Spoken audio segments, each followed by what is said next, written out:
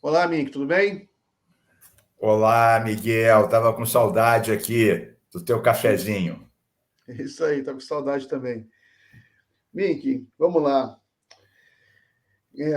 O que você está achando da situação agora desse? Qual é a sua perspectiva para o segundo semestre? Primeiro semestre do governo Lula, até que não foi tão mal, né? Tem até um gráfico aqui, vou pedir para o Guilherme colocar. Eu separei aqui um gráfico. Saiu hoje o IPCA 15, que é a prévia da inflação oficial. Coloca aí, Gui, para a gente fazer uma análise aqui. Não, isso é o Bovespa. Tudo bem, deixa aí. Tá. Esse é o que está subindo, o outro é o que está descendo. Exatamente, isso que eu ia falar. Esse é o IPCA 15, você vê que está caindo, né? Muito Não há importante. mais desculpa, Miguel, não há mais desculpa para não baixar esses juros pornográficos. Exatamente, exatamente. Está caindo há meses, né? O Brasil está com inflação, Mink, pode tirar aqui, por favor. Está com inflação de 4%, caminhando para 3%. 3% de inflação, né? Quando que a gente imaginar e o Roberto Campos Neto no abaixo de juros? Mas, enfim, qual é a sua perspectiva? Só para a gente começar o papo aqui para esse segundo semestre, né? O Lula tem falado que agora que vai começar para valer, vai começar o PAC 3, né? Apresentar obras de infraestrutura. Qual é a sua perspectiva agora para essa segunda parte do ano? Olha, eu estou moderadamente otimista, né? Eu acho que o primeiro semestre foi bom, né? Nós cometemos alguns erros, mas acertamos muito mais do que erramos, né? Só desmontar o golpe do 8 de janeiro e prender os terroristas, salvar os Yanomami, Miguel, isso não é pouca coisa. Imagina se o Bolsonaro tivesse ganho, o que teria acontecido com esses Yanomami que já estavam todos subnutridos, as crianças morrendo? Iam ser dizimados, dizimados. Eu acho que a grande expectativa agora é com a cultura também, porque os recursos, a gente derrubou as bancadas progressistas, derrubamos o veto do Bolsonaro, as leis Aldir Blanc e Paulo Gustavo, e aqui, agora é que vão chegar no segundo semestre esses recursos. Para mim, cultura é abrir portas e janelas para a juventude, para a população, mostrar o seu valor. Juventude não é para morrer, é para brilhar. Então, eu acho que, inclusive, eu sou autor das leis estaduais, do Fundo Estadual de Cultura, do Incentivo à Cultura. 60% disso tem que ir para as cidades da Baixada e do interior. Isso significa descentralizar, para não ser tudo só na capital. Na universidade também, eu sou da universidade, eu sou da UFRJ, a expectativa é muito grande. O ano passado, pela primeira vez, o Brasil declinou em quantidade de estudos científicos a nível internacional. Agora, com a liberação dos recursos, com estímulo às equipes de ciência e tecnologia, pessoal, muita gente que estava lá fora voltou. Gente que foi expulsa, entre aspas, pelo obscurantismo do Bolsonaro está voltando. Na área do meio ambiente, você sabe que a minha área, participei do grupo de transição com a Marina, Isabela, Jorge Viana, eu acho que nós conseguimos dar um grande avanço na Amazônia. Mas falta o Cerrado, que a situação ainda é muito grave, e também a Mata Atlântica.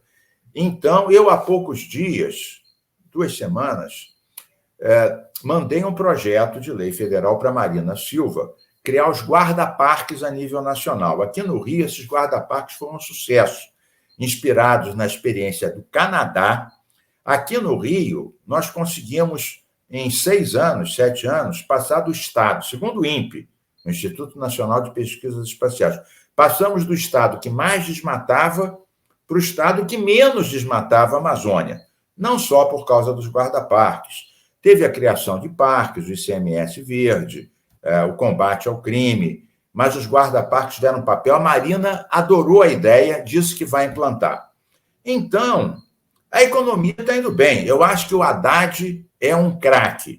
Haddad foi meu companheiro, você lembra, Miguel? Ele era ministro da Educação, eu do Meio Ambiente. A gente batia uma bolinha na educação ambiental, em outras áreas. Ele foi um excepcional ministro da Educação e agora está se revelando um bacana, competente ministro da Fazenda. Esses dados que você mostrou, não vou dizer que o mérito seja exclusivamente dele, mas tem o dedo dele aí. Ele tem se mostrado bom negociador, medidas acertadas, e agora, com a queda do juro, eu acho que a economia, que já está nos melhores patamares da Bolsa de mais de 2 anos, nos mais baixos de inflação, como você acentuou, analisando os gráficos, eu acho que a queda de juros é o que está faltando.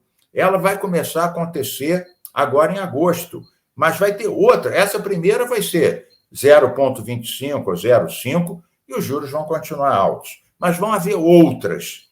Então, eu acho que a expectativa do segundo semestre é boa. Estamos aqui não só na torcida, mas participando ativamente. Tem outro gráfico aqui, Mink. Eu falei em 3%, só para provar que, né, não estou maluco, só faço jornalismo baseado em dados. Coloca aí, por favor, Gui, esse que eu vou ter agora no grupo, que é o acumulado de 12 meses do IPCA 15. Acabei de colocar no grupo, esse último aí. Coloca aí, por favor. Você vai ver. Olha o percentual de inflação em 12 meses. Ali, ó. É muito bom. 3,19%, Mink. 3%. Entendeu? Esse acumulado em 12 meses. IPCA aqui. Já está completamente dentro do índice da inflação.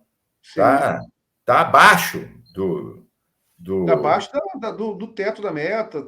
Exatamente. Está dentro da meta completamente. Não, é índice de país desenvolvido, Mink. A inflação no Brasil está mais baixa, inclusive, que dos países desenvolvidos, que vários países, né? Em que vários mais baixos do que os Estados Unidos, eu acho que na Inglaterra. Não, e isso sem nada artificial.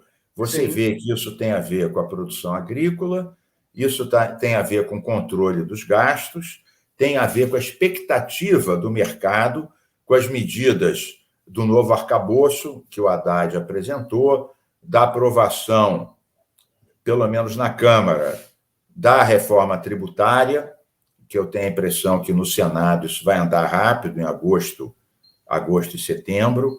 Então, é uma combinação de medidas políticas, econômicas, administrativas e, sobretudo, a ideia de que acabou a loucura. O que o Bolsonaro fez para ganhar a eleição, que felizmente ele perdeu, estourou o teto de gastos. Estão aparecendo agora coisas que deixam a suposta pedalada da Dilma como uma coisa de patinete de criança, né? 21 bi que não estavam nem escriturados. Então, essa ideia de seriedade, de confiança, de capacidade de articulação política, eu acho que isso foi a chave de alguns desses indicadores. E com a queda dos juros, a tendência é esse otimismo e, portanto, novos investimentos e novos empregos, isso se espalhar pela economia.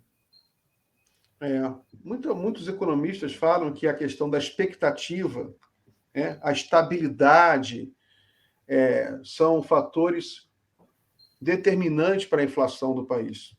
Né? Claro. A Lara Rezende escreve sobre isso também, como é importante a calma política. Eu acho que isso aí foi uma coisa que o Lula trouxe. Muito bom, Miguel do Rosário, você ter levantado isso. Eu acrescento nessa tua linha a questão das relações internacionais. O Brasil estava completamente isolado do mundo. O Bolsonaro conseguiu brigar com os Estados Unidos, brigar com a China, brigar com a Europa. Pergunta é com quem ele não brigou. Só com algum ditador da Hungria, algum desavisado por aí. Brigou com todo mundo. E a questão ambiental. Todo mundo sabe que a questão ambiental hoje é um fator determinante para a alocação de investimentos. Tem aqueles fundos trilionários que analisam a questão climática, a questão ambiental. Então, essa história do Brasil ter voltado, a frase do Lula, ter voltado para a diplomacia, ter voltado para a briga pela paz, ter voltado para o clima, ter voltado... Olha, eu fiquei contente, você sabe que eu criei o Fundo Amazônia em 2008. né? O Bolsonaro conseguiu, ele e aquele devastador do Salles, conseguiram deixar 3 anos o Fundo Amazônia parado, estagnado, inclusive com 3,5 bilhões de reais para gastar sem usar. Agora o Fundo Amazônia voltou, os recursos estão chegando. Eu, como o ministro que assinou a criação desse fundo, você imagina a minha alegria vendo isso voltar. É claro que algumas ideias do Fundo Amazônia já vinham do tempo da Marina. E uma das pessoas que me ajudou muito foi o Tasso Azevedo, né, que é um craque, era assessor da Marina, eu herdei. Ele foi, inclusive, uma das pessoas que cunhou a expressão boi pirata, aquelas grandes operações de combate ao desmatamento que a gente fazia na Amazônia. Mas, então, eu acho que só completando a tua análise, com a qual eu concordo, eu colocaria o fim do isolamento diplomático e a expectativa positiva ambiental e climática. E isso é uma coisa que vai também alavancar bons investimentos e boas tecnologias. Muito bem, muito bem. Mink, sobre essa investigação da Marielle, né? Ontem foi anunciado aí um desdobramento, prenderam mais gente, a delação. Pediram defesa coletiva, teve a delação do Elcio, o Rony Lessa, ou seja, o quebra-cabeça está um pouco mais completo, né? Falta agora os mandantes, mas como você está vendo aí esse avanço das investigações? Primeiro, Miguel, eu quero lembrar, eu conhecia muito a Marielle, porque eu era deputado, quando o Freixo era estadual, comandava a CPI das milícias, e a Marielle era a principal articuladora disso. Então, eu conheço a Marielle deste tempo. Depois, eu encontrava a Marielle em todas as marchas das mulheres, em todas as passeatas LGBT, nas festas do circo da fundição, ela com as suas mechas coloridas, com seu sorriso deslumbrante, que atraía os olhares como um ímã, parafraseando versos do Caetano Veloso. Então, a Marielle era uma figura excepcional. Pensar o tempo que passou, olha, é incrível. Eu acho que a Polícia Civil do Rio ela tem o crédito de, em um ano, ter conseguido identificar os executores. Mas, quando chegou nos mandantes, parece que houve uma paralisia cerebral na investigação. Como é que se chega tão rapidamente a quem apertou o gatilho e para tudo e fica 4 anos sem chegar? Eu acho que o empenho pessoal do ministro Flávio Dino, que é um craque do nosso time, cara excepcional, bacana, corajoso, preparado, eu acho que isso foi muito importante. A entrada da Polícia Federal, correram atrás de dados que já haviam, apertaram os assassinos, né, os executores, digamos assim, conseguiram essa delação. Isso que saiu na televisão inclusive eu falei com o Flávio Dino, isso é um pedaço da delação, é aquela que já foi comprovada. Há aproximadamente 60% da delação que não veio a público ainda. Então, estamos todos nós muito otimistas de chegarmos aos mandantes e, com isso, ajudarmos a desvendar e desmontar o escritório do crime e a central das milícias. Porque este assassinato de Marielle Anderson tem a ver diretamente com milícia organizada, escritório do crime, do qual um dos chefes era o capitão que estava lotado no gabinete do então deputado Flávio Bolsonaro. Então, nós temos que ir fundo nisso. Eu acho que agora se abriram as portas para chegarmos aos mandantes. E vejam bem, Flávio Dino me disse, 60% da delação não foi tornada pública, que eles querem corroborar cada ponto antes de divulgar, o que mostra não só a competência, mas a responsabilidade do Dino, da Polícia Federal, e agora o Ministério Público do Rio está tomando também decisões. Lembrando que lá atrás quando se falou em federalizar, a própria família da Marielle, o próprio, então, deputado Freixo, eram contra. Porque como a Polícia Civil tinha muito rapidamente desvendado os executores, e lembrem, o presidente era Bolsonaro, que queria, por tudo, controlar a Polícia Federal. Mas a situação mudou e agora eu estou de olho não só nos mandantes, mas eu já estou pensando um passo adiante. Central das milícias e escritório do crime.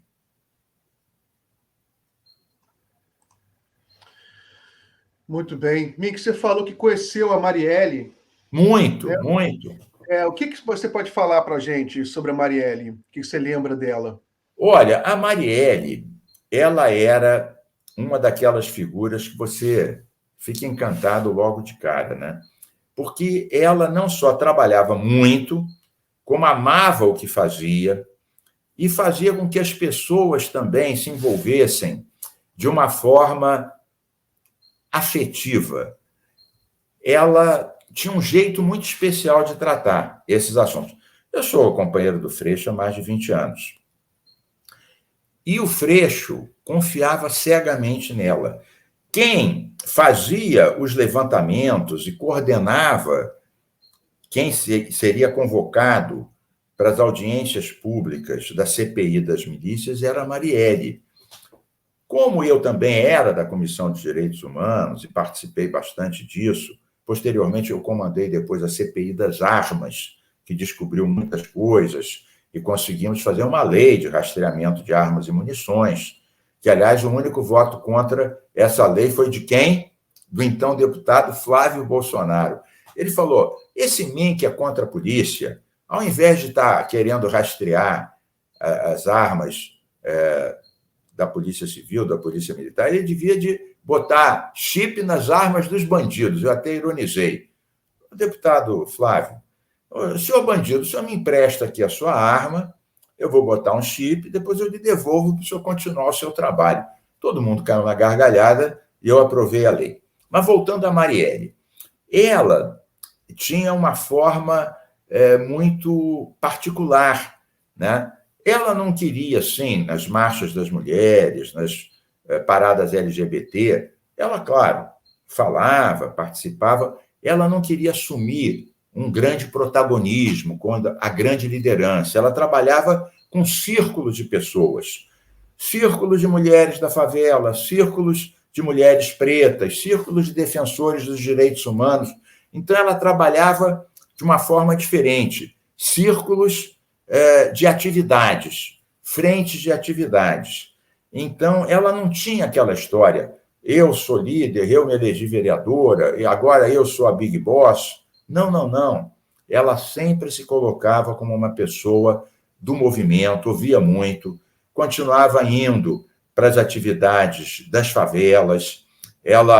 Inclusive, ela não tinha, algumas feministas torcem o nariz quando alguns homens feministas, como é o meu caso, que fiz uma boa parte das leis contra a LGBTfobia, contra o machismo, ela não tinha nenhum preconceito. Né? Claro, na questão das mulheres, protagonismo para as mulheres. Mas ela fazia questão de convidar a gente, que a gente participasse, que a gente visse o olhar delas, interagisse. Ela não tinha uma visão de clube da Luluzinha, não. Eu adorava a Marielle, isso é que é verdade. Foi um golpe e agora, finalmente, vamos chegar aos mandantes e, como eu disse, ao degrau acima dos mandantes, que é a Central de Milícia e o Escritório do Crime.